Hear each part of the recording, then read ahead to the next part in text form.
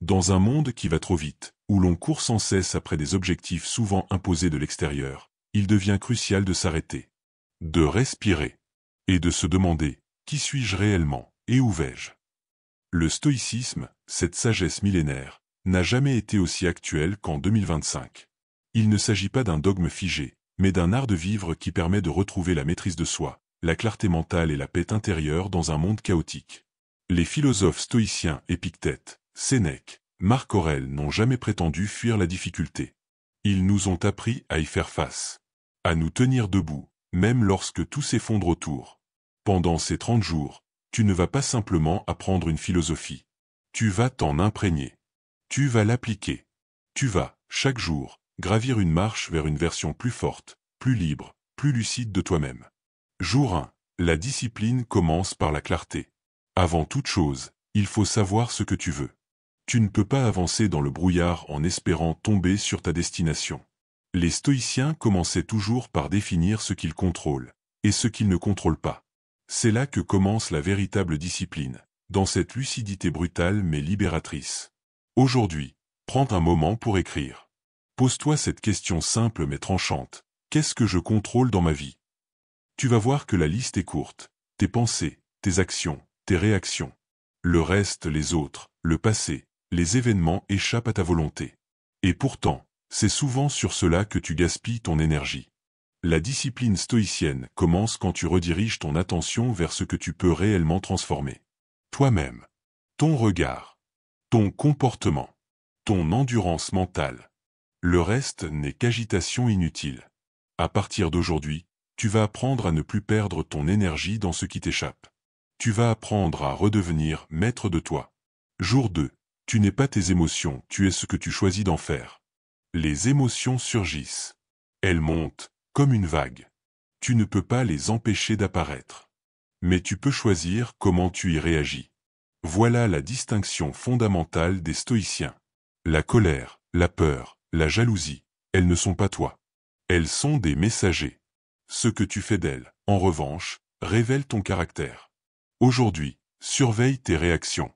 Observe quand tu t'énerves. Quand tu es tenté de fuir. Quand tu critiques ou blâmes. Et au lieu d'agir automatiquement, respire. Prends une seconde. Puis choisis. Choisis la réponse la plus digne de la personne que tu veux devenir. La discipline émotionnelle ne veut pas dire refouler ce que tu ressens. Elle consiste à reconnaître, accueillir et transcender. Les stoïciens étaient des maîtres de la maîtrise de soi non pas parce qu'ils étaient froids, mais parce qu'ils avaient compris que céder à chaque émotion, c'était devenir esclave de soi-même. Jour 3. Le matin stoïcien commençait la journée comme un guerrier. Marc Aurèle écrivait le matin avant d'affronter les responsabilités d'un empire. Pourquoi? Parce que dès que le monde t'attrape, tu es tenté d'oublier ce qui est essentiel. Le matin est un sanctuaire.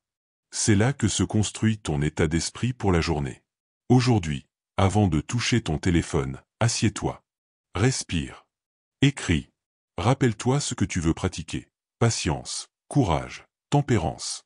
Dis-toi ceci, peu importe ce que le monde m'envoie, je répondrai avec force intérieure. C'est ça, le vrai rituel stoïcien. Ce n'est pas un luxe. C'est une nécessité. Car sans ce moment de centrage, tu réagiras par habitude. Tu seras agité, dispersé. Mais si tu choisis la conscience dès les premières minutes, tu choisis ta trajectoire pour toute la journée. Et cette trajectoire peut changer ta vie. Jour 4. Affronte l'inconfort, c'est là que naît ta vraie force. Tout ce que tu veux devenir se trouve de l'autre côté de l'inconfort. Les stoïciens ne recherchaient pas la facilité. Ils s'y méfiaient. Car ils savaient qu'un esprit qui fuit la difficulté devient vulnérable, instable, dépendant. Chaque fois que tu évites un effort, tu renforces ta faiblesse. Chaque fois que tu entres volontairement dans l'inconfort, tu forges ton âme. Aujourd'hui, choisis délibérément un acte d'inconfort. Prends une douche froide. Termine une tâche que tu repousses depuis des semaines. Dis non à une tentation qui t'affaiblit. Ce ne sera pas agréable. Ce n'est pas le but. Le but, c'est de rappeler à ton esprit que tu n'es pas là pour le plaisir. Tu es là pour grandir. L'inconfort est ton allié. Il est le feu sacré dans lequel se trempe ton caractère. Et plus tu l'embrasses, plus il perd son pouvoir sur toi. Ce n'est pas la douleur qui t'abîme, c'est ta fuite devant elle. Les stoïciens te le rappellent, ce que tu crains, c'est souvent ce qui te libérera. Jour 5. Ce que les autres pensent n'est pas ton affaire. La plupart des chaînes qui nous emprisonnent sont invisibles. Et l'une des plus puissantes, c'est le regard des autres. Tu vis peut-être dans l'ombre de ce que les gens vont penser, dire ou juger. Mais un esprit stoïcien apprend à s'en libérer. Il comprend que l'opinion d'autrui ne lui appartient pas. Elle n'est ni son fardeau, ni sa vérité. Aujourd'hui, observe combien de tes gestes sont motivés par la peur d'être mal vu, ou par le désir d'être approuvé. C'est subtil, parfois invisible. Mais c'est là que ta liberté commence, quand tu agis selon tes principes, et non selon l'écho des voix extérieures. Épictète disait, si tu veux être libre, ne considère jamais rien comme étant à toi de ce qui dépend d'autrui. L'approbation ne dépend pas de toi. La critique non plus. Seule ta conduite t'appartient. Et si elle est droite, alors peu importe ce que les autres disent, pensent ou comprennent. Tu marches avec l'esprit clair, et c'est tout ce qui compte. Jour 6. Ta parole est un miroir de ta discipline. Les mots ne sont jamais anodins. Chaque parole que tu prononces reflète la qualité de ton esprit. Les stoïciens prenaient une parole rare, mesurée et utile. Car ils savaient qu'un esprit désordonné se trahit par une bouche qui parle trop. Le bavardage n'est pas anodin. Il dissipe l'énergie, disperse la concentration, affaiblit la volonté. Aujourd'hui, fais attention à tes mots. Parle moins. Et quand tu parles, parle avec intention. Demande-toi, est-ce vrai? Est-ce nécessaire? Est-ce digne? Tu verras que la plupart du temps, le silence est plus noble que ce que tu t'apprêtais à dire. Apprends à parler comme un guerrier stoïcien, calmement, fermement, avec précision. La parole n'est pas un outil de spectacle. C'est une arme ou un baume, selon comment tu l'utilises. Sois conscient de ce que tu sèmes dans l'esprit des autres à travers elle. Et surtout, garde-la alignée avec la rectitude de ton âme. Jour 7. La répétition est la mère de la transformation. Un jour ne suffit pas. Une bonne intention non plus. La discipline, chez les stoïciens, n'est pas un exploit momentané. C'est une constance. Une habitude enracinée. Ils savaient que ce que tu répètes chaque jour devient ton identité. Pas ce que tu fais une fois. Pas ce que tu proclames. Mais ce que tu pratiques, encore et encore, même en silence.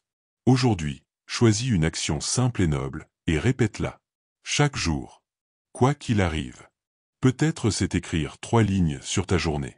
Peut-être c'est méditer 10 minutes. Peut-être c'est résister à une distraction. L'action importe moins que la constance. La transformation intérieure ne vient pas dans les éclairs de motivation. Elle vient dans l'ennui. Dans la répétition silencieuse. Dans l'acte que tu fais même quand personne ne regarde. C'est là que tu bâtis une volonté d'acier. Et un esprit stoïcien. Jour 8. Accepte ce que tu ne contrôles pas. Il y aura toujours des événements injustes, des paroles blessantes, des pertes imprévues. Le stoïcien ne nie pas la réalité. Il l'accepte. Mais pas avec résignation. Avec dignité. Car il sait que résister à ce qui ne dépend pas de lui, c'est s'épuiser inutilement. La vraie force n'est pas dans la domination du monde extérieur, mais dans l'acceptation intelligente de ce qu'il est. Aujourd'hui, repense à une situation récente que tu as combattue mentalement. Quelque chose qui t'a énervé, frustré, blessé. Et demande-toi, cela dépendait-il vraiment de moi? Si la réponse est non, relâche. Lâche prise. Relâcher n'est pas fuir. C'est faire preuve de clarté. Marc Aurèle disait, tu as pouvoir sur ton esprit, pas sur les événements. Réalise cela, et tu trouveras la force. Voilà ton exercice aujourd'hui. Chaque fois que tu es tenté de résister intérieurement à ce que tu ne peux changer, rappelle-toi où se trouve ton vrai pouvoir. Dans ta réponse, pas dans le monde. Jour 9. La nourriture de ton esprit est aussi importante que celle de ton corps. Tu fais attention à ce que tu manges? Alors fais encore plus attention à ce que tu consommes mentalement. Les stoïciens se nourrissaient de sagesse, pas de distraction. Ils lisaient, méditaient, écrivaient. Ils évitaient les ragots, les futilités, les informations inutiles. Ils savaient qu'un esprit exposé en permanence au bruit devient confus, dispersé, réactif. Aujourd'hui, fais l'audit de ce que tu consommes. Réseaux sociaux, télévision, conversations creuses. Cesse de croire que tout cela est neutre. Chaque stimulus façonne ton esprit. Chaque contenu laisse une trace. Et si tu veux être discipliné, il te faut être sélectif. Tu ne peux pas espérer avoir un esprit calme si tu l'inondes chaque jour de chaos. Choisis la sagesse. Choisis la profondeur. Lis du Sénèque, écoute du silence, marche seul. Nourris ton mental comme un athlète nourrit son corps, avec rigueur, exigence et soin. Jour 10. Ce que tu fais quand personne ne regarde révèle qui tu es. Il est facile d'être discipliné sous les projecteurs. Facile de bien parler quand on t'écoute. Facile de jouer un rôle. Mais les stoïciens s'intéressaient à une autre vérité, celle de l'homme seul avec lui-même. Ce que tu fais dans l'ombre, dans l'anonymat, dans le silence, voilà ton vrai reflet. Aujourd'hui, observe-toi quand personne ne t'impose rien. Que choisis-tu de faire?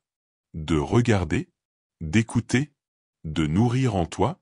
Ce n'est pas la société qui doit être ton juge. C'est ta conscience. Et si tu veux un jour vivre dans la liberté, il faut que tes actes privés soient en accord avec tes valeurs profondes.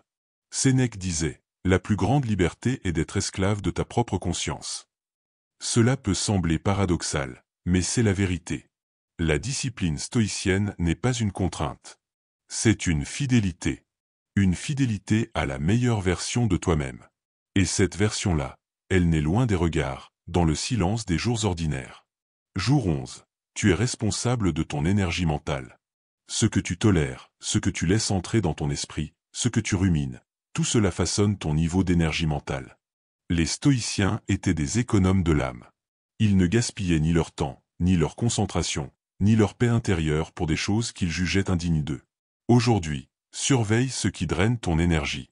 Un conflit inutile, une pensée obsessionnelle, une activité stérile, coupe. Sans justification. Sans culpabilité. La discipline stoïcienne exige que tu protèges ton esprit comme une forteresse. Tu ne peux pas te permettre de vivre en pilote automatique. Rappelle-toi ceci, chaque fois que tu dis oui à ce qui t'épuise, tu dis non à ta puissance intérieure. Épictète nous dit, il ne dépend pas de toi d'être riche ou célèbre, mais il dépend de toi d'avoir un esprit libre. Et cet esprit libre commence par la maîtrise de ce que tu laisses entrer en toi. Jour 12. La souffrance est une école, pas une prison. Le stoïcien ne fuit pas la douleur.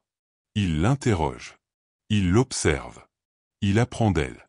Car il sait que la souffrance, bien dirigée, n'est pas un obstacle mais une forge. Chaque coup peut former ou briser, selon la posture intérieure. Et tout dépend de cette posture. Aujourd'hui, repense à une douleur que tu portes. Peut-être une blessure du passé. Peut-être une peur. Peut-être un manque. Ne la repousse pas. Ne la nie pas. Accueille-la. Mais ne la laisse pas te définir. Demande-toi, que suis-je en train d'apprendre grâce à cette épreuve? Qui suis-je en train de devenir? Marc Aurèle écrivait, ce qui fait obstacle à l'action devient l'action. Ce qui bloque le chemin devient le chemin. Ta douleur n'est pas une fin. Elle est une initiation. Si tu l'acceptes avec noblesse, elle fera de toi quelqu'un que rien ne pourra plus briser. Jour 13. Dis non avec fermeté. La discipline ne se construit pas seulement avec des oui. Elle se construit surtout avec des non. Non à la dispersion. Non à la complaisance. Non aux demandes qui t'éloignent de ton essence. Les stoïciens savaient que dire non, ce n'est pas être dur. C'est être clair. Aujourd'hui, identifie ce que tu dois refuser. Peut-être une invitation, une distraction, une habitude. Et refuse. Calme. Droit. Sans justifier excessivement. Tu n'as pas à te diluer pour plaire. Tu n'as pas à sacrifier ton axe pour faire partie du groupe. Le respect de soi commence par le refus de l'auto-trahison. Plus tu dis non aux choses futiles, plus ton oui devient puissant. Car il vient d'un esprit aligné. Le stoïcien ne cherche pas à dire oui au monde. Il cherche à rester fidèle à sa voix intérieure. Et cette voix ne se révèle que dans la clarté de tes limites. Jour 14. La nature des choses est changeante, apprends à t'adapter. Tout change. Ton corps. Les gens. Les projets. La société. Et chaque fois que tu refuses ce changement, tu souffres. Les stoïciens n'étaient pas des nostalgiques. Ils ne s'accrochaient pas. Ils dansaient avec l'impermanence. Car ils savaient que résister à la nature, c'est lutter contre le flux de la vie elle-même. Aujourd'hui, identifie une chose que tu refuses de voir évoluer.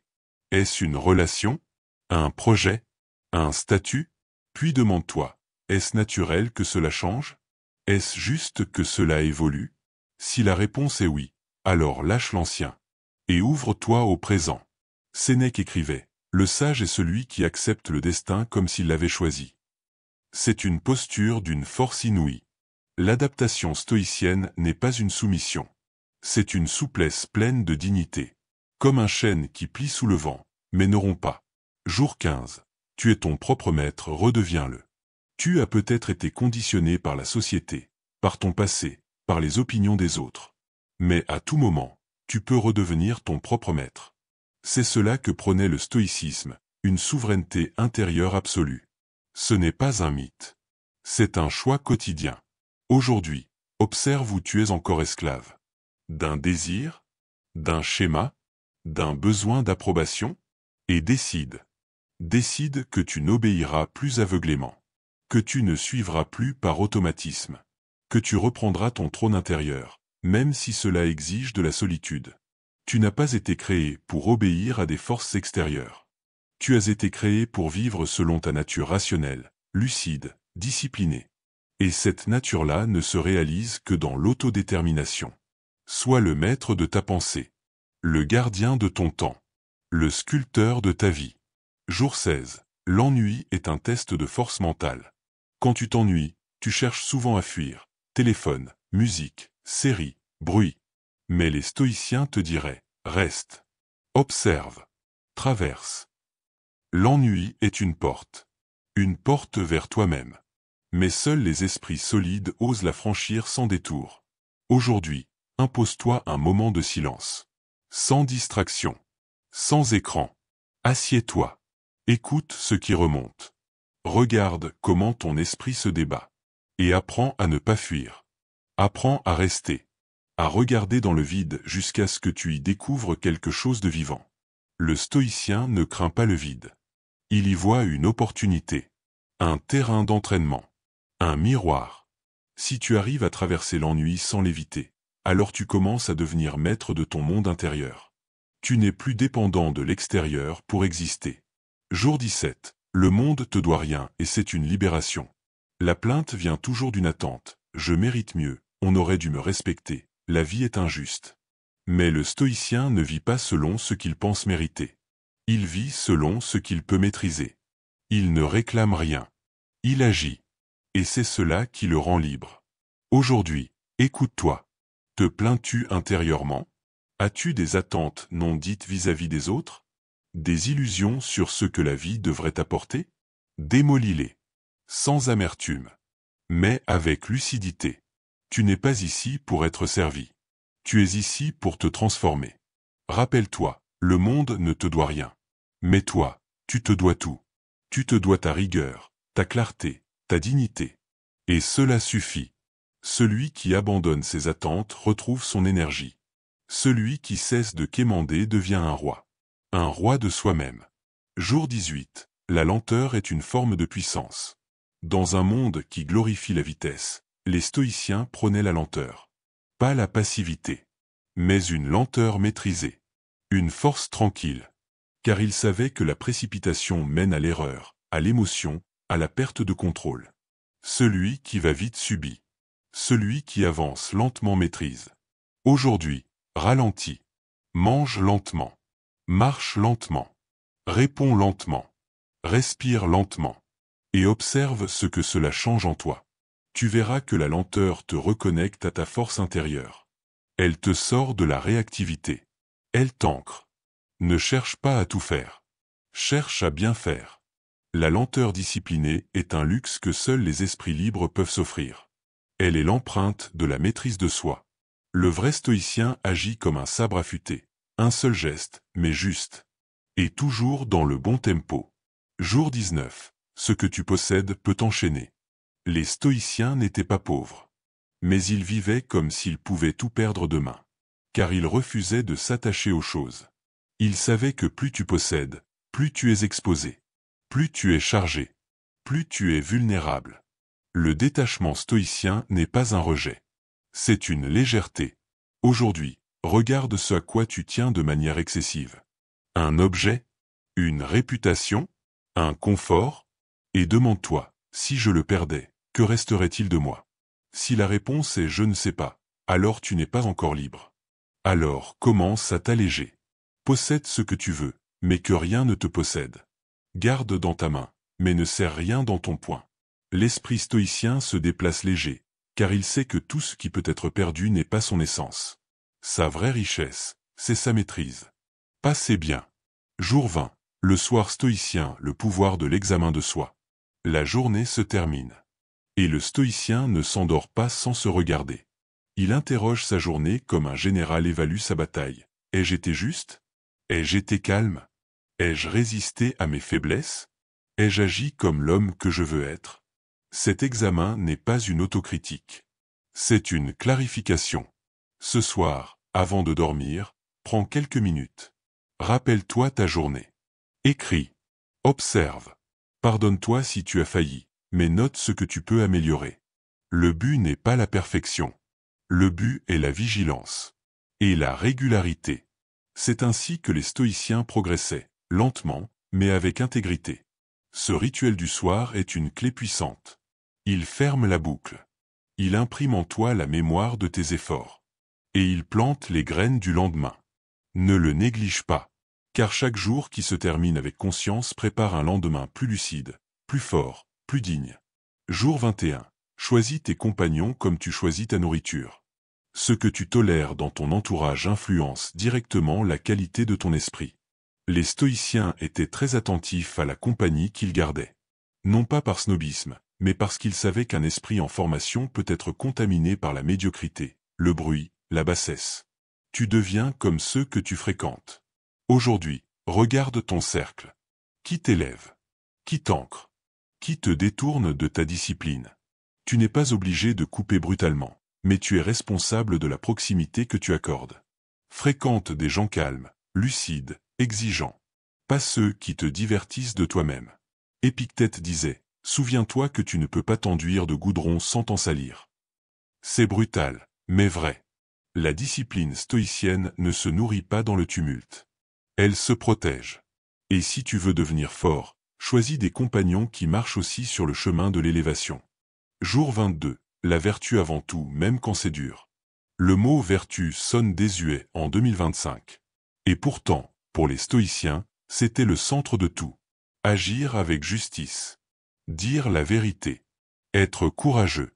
Vivre avec tempérance. Pas quand c'est facile. Mais surtout quand c'est difficile. Car c'est là que la vertu révèle sa valeur, quand elle coûte quelque chose. Aujourd'hui, sois intègre. Sur un détail. Un petit mensonge évitable? Ne le dis pas. Une action que personne ne verrait? Reste droit. Une envie de tricher? Résiste. Ce n'est pas la grandeur de l'acte qui compte, mais la cohérence avec tes principes. Marc Aurèle écrivait, « La seule chose qui compte, c'est d'agir avec justice. » Pas de gagner. Pas d'avoir raison. Pas de briller. Juste de faire ce qui est juste. Si tu arrives à faire cela, même une fois dans ta journée, tu es déjà sur la voie des plus grands. Jour 23. Chaque action est une brique, construite consciemment. Tu veux bâtir une vie disciplinée? Alors regarde chaque action comme une brique dans ton édifice. Ce que tu fais maintenant prépare ce que tu seras demain. Rien n'est neutre. Chaque geste t'élève ou t'abîme. Chaque choix renforce ou affaiblit ton caractère. Les stoïciens le savaient, et c'est pourquoi ils vivaient avec attention. Aujourd'hui, agis avec conscience. Même dans les petites choses. La façon dont tu te lèves. Dont tu réponds. Dont tu manges. Dont tu t'occupes de ton corps. Chaque instant est une opportunité de construire ta structure intérieure. Tu n'as pas à tout changer en un jour. Tu dois simplement poser la bonne brique. Sénèque disait, « Ce n'est pas parce qu'une chose est difficile que nous n'osons pas, c'est parce que nous n'osons pas qu'elle devient difficile. » Ose aujourd'hui. Ose poser une brique solide. Et demain, une autre.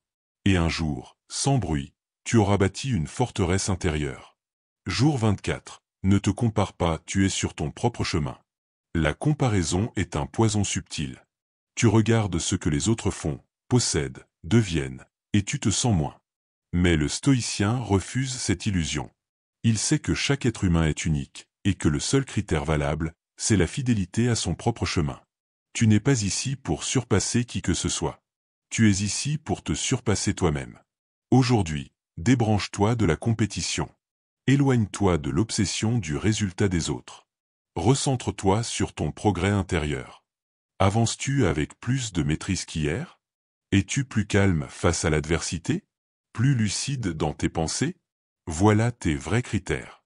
La comparaison t'aveugle. Elle te vole ton énergie. Elle te détourne de ce qui est essentiel.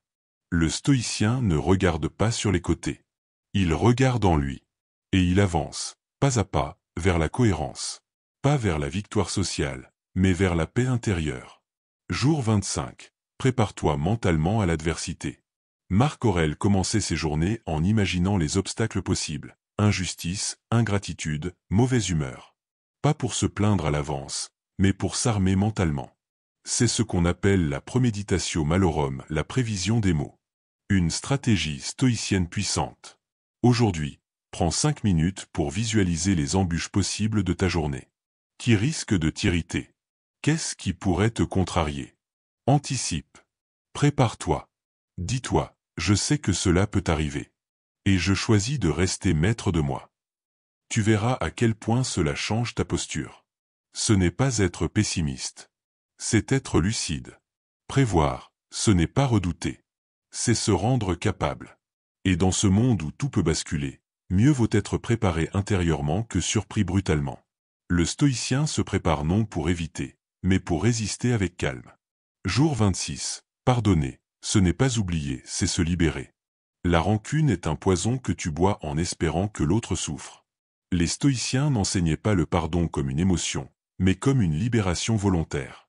Ils savaient que rester attaché à la colère, c'était donner son pouvoir à quelqu'un d'autre. Aujourd'hui, pense à une personne qui t'a blessé. Tu n'as pas à excuser. Tu n'as pas à oublier. Mais tu peux choisir de relâcher. Pas pour eux. Pour toi. Pour ton esprit. Pour ton énergie. Laisse la colère partir. Ne la laisse plus vivre en toi comme un locataire destructeur.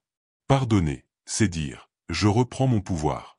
Je me déleste de ce poids. Je continue sans haine. C'est l'acte d'un esprit discipliné, fort et libre. Ce n'est pas une faiblesse. C'est un triomphe sur soi. Jour 27. Le corps et l'esprit forment un tout, traite ton corps avec rigueur. Le stoïcien ne négligeait pas son corps. Il savait que l'esprit habite dans un temple, et que ce temple doit être entretenu. Pas par vanité, mais par respect, par maîtrise, par cohérence. Un corps faible, malmené, mal nourri, affaiblit la discipline mentale. Aujourd'hui, fais quelque chose pour ton corps. Du mouvement, de la respiration, une bonne alimentation, du repos. Tu n'as pas besoin d'être parfait. Tu as besoin d'être cohérent. Et tu verras que plus ton corps est sain, plus ton esprit devient tranchant. La force stoïcienne est une force globale. Elle se manifeste dans la posture, dans la respiration, dans la façon dont tu occupes ton espace. Prends soin de toi non par égoïsme, mais par responsabilité. Tu ne peux pas gouverner ton esprit si ton corps est en désordre.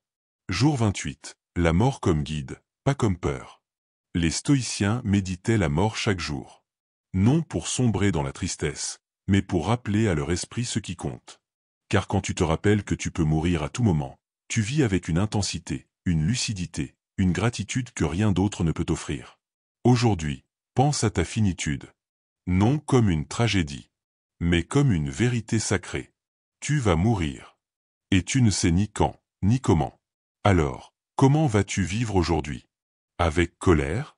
Avec paresse? Ou avec grandeur, même dans les petits gestes? Sénèque disait, ce n'est pas que la vie soit courte, c'est que nous la gaspillons. Chaque jour est une perle précieuse. Tu ne peux pas en acheter d'autres. Alors vis-les comme un stoïcien, pleinement, dignement, lucidement. La mort n'est pas ton ennemi. Elle est ta boussole. Jour 29. Tu n'es pas tes pensées, tu es celui qui les observe. Des pensées t'envahissent. Parfois noires. Parfois impulsives. Parfois absurdes. Mais les stoïciens te rappellent, tu n'es pas ce flot mental. Tu es celui qui observe. Celui qui choisit. Celui qui trie. Et plus tu pratiques cette séparation, plus tu gagnes en liberté. Aujourd'hui, Pratique la vigilance mentale. Dès qu'une pensée surgit, regarde-la. N'y réagis pas tout de suite. Demande-toi, est-elle utile? Est-elle vraie? Est-elle noble? Sinon, laisse-la passer. Comme un nuage. Comme un visiteur indésirable que tu ne laisseras pas s'installer. Ton esprit n'est pas une autoroute pour pensées errantes. C'est un sanctuaire. Et tu es le gardien. Ce pouvoir-là, les stoïciens l'avaient compris avant la psychologie moderne. Tu ne contrôles pas la première pensée. Mais tu contrôles la suivante. Et là se joue ta discipline mentale. Jour 30. La discipline stoïcienne n'est pas un défi de 30 jours, c'est un chemin à vie. Tu es arrivé au jour 30. Mais en réalité, tu es juste au début. Le stoïcisme n'est pas une période d'essai. C'est une manière de vivre. Une manière de te regarder. De penser. De parler. De résister. D'aimer. De mourir. C'est une philosophie pour chaque seconde, pas seulement pour les jours difficiles. Aujourd'hui, regarde ce que tu as traversé. Regarde les jours où tu as tenu bon. Ceux où tu as flanché. Les leçons. Les erreurs. Et surtout, la force tranquille qui est née en toi. Cette force-là, elle est vraie. Et elle est à toi. Ne t'arrête pas ici. Reprends depuis le jour 1 si nécessaire. Mais ne reviens jamais à l'inconscience. Ne reviens jamais à la passivité. Tu sais maintenant. Tu as goûté à la lucidité. Tu as compris que le chaos extérieur peut exister, mais que ton esprit, lui, peut rester inébranlable. Tu es un stoïcien moderne. Et ce n'est que le commencement. Si tu es arrivé jusqu'ici, ce n'est pas par hasard. C'est que quelque part en toi, il y a un feu. Une volonté de devenir plus fort. Plus lucide. Plus libre. Tu as marché pendant 30 jours sur le chemin de la discipline stoïcienne. Tu as affronté l'inconfort, observé tes pensées, résisté à tes pulsions, purifié ton regard sur le monde. Mais laisse-moi te dire une vérité essentielle, ce n'est pas un défi que tu viens de terminer. C'est une initiation. Le stoïcisme ne s'arrête pas au 30e jour. Il commence là. Là où la majorité abandonne. Là où la facilité reprend ses droits. Là où l'ancien toi essaie de revenir. Maintenant, tu as un choix. Revenir en arrière. Ou continuer à avancer. Replonger dans le bruit. Ou cultiver le silence intérieur. Céder au monde. Ou affirmer ton axe. Tu sais ce que tu dois faire. Tu le sens. Tu l'as toujours su. Et si cette série t'a aidé à t'éveiller, alors fais ce pas en plus. Ne garde pas cette sagesse pour toi seul. Abonne-toi, car d'autres enseignements arrivent. Laisse un commentaire pour dire ce que tu as ressenti, ce que tu as appris, ce qui t'a marqué. Et surtout, partage cette vidéo à quelqu'un qui a besoin de reprendre le contrôle de sa vie. Parce que chacun de nous peut devenir un exemple vivant. Un repère dans le chaos. Un esprit inébranlable. La discipline ne se proclame pas. Elle se prouve. Jour après jour. Et si tu es encore là, alors tu fais partie de ceux qui ont décidé de ne plus être esclaves de leurs excuses. Tu fais partie de ceux qui avancent. Tu fais partie de ceux qui deviennent stoïciens.